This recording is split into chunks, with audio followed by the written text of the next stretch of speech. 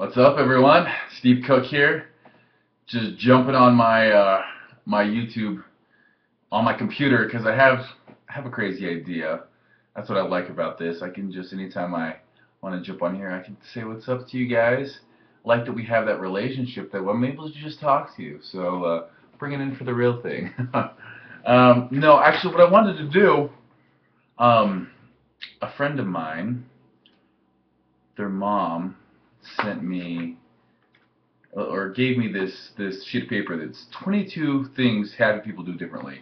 And I'm kind of skeptic on, you always see online things that 50 ways to get more shredded or this and that. And there's all these quick fixes but reading this I was really impressed because everything on here I was in complete agreement with and I actually wanted to add one of them. But what I wanted to do for the next 22 days, it'll actually be 23 days, the next 23 days, come to you guys with just a little tip, a little fun fact that we can share together each day to kind of change maybe the way you look at things, or just kind of a reminder for you, as they are to me. I need these things all the time, even more so than probably a lot of you guys. So they're good reminders for me to stay that path, stay that course of happiness, which is what you choose. So anyhow, I'll jump kind of right into it. It says 22 things happy people do differently. There are two types of people in the world: those who choose to be happy and those who choose to be unhappy. Contrary to popular belief, happiness doesn't come from fame, fortune, other people, or material possessions. Rather, it comes from within. The richest person in the world could be miserable, while a homeless person could be right outside, walking around with a spring in every step. Happy people are happy because they make themselves happy. They maintain a positive outlook on life and remain at peace with themselves. Now, I know this isn't easy. There's a lot of negativity out there in the world, but it's true. It's your job to be happy. And one of the things that got me through my divorce when I was down, one of the things that got me through just some of the roughest times, the crappiest times, was a quote saying, it pretty much was just, life is 90% how you react and 10% or 10% of what happens to you and 90% of how you react to it. So you choose to be happy every day. I'm a firm believer in that. But it's a struggle every damn day. It's a struggle, and I think that there's some tips though here to help you. So how to be happy? How do those that are happy, how do they do it? So it's quite simple. Happy people have good habits that they enhance their lives. Now habits are things that I like. Being a psychology, biology, integrated study major, the psychology part of me, we talked a lot about habits and self-control and all these things. But to form a habit, it takes about 17 days.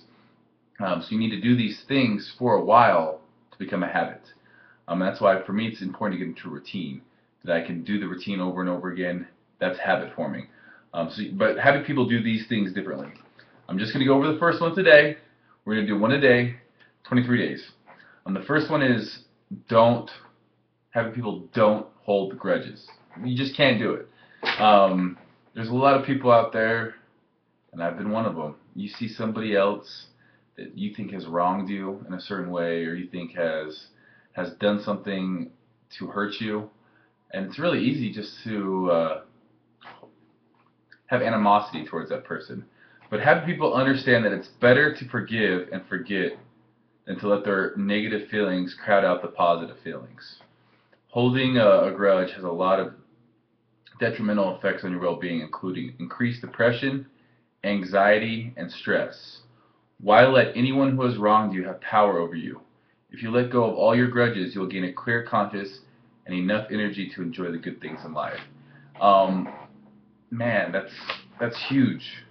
It's not easy to do though, but you only have room for so much feelings in your life. Life at its best is going to be 100 years.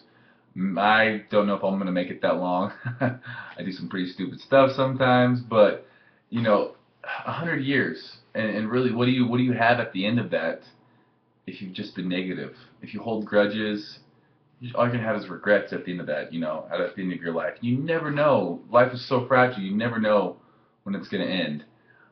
Just a constant reminder for myself I always ask myself, is this going to matter in 1 year, 10 years? If the answer is no, let it go.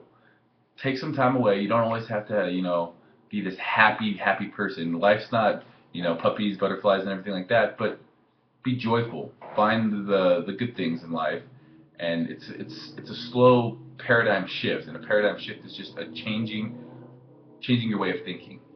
It's a slow process, but I want to do it with you guys. I want to share this. So yeah, first day on the road to being happy.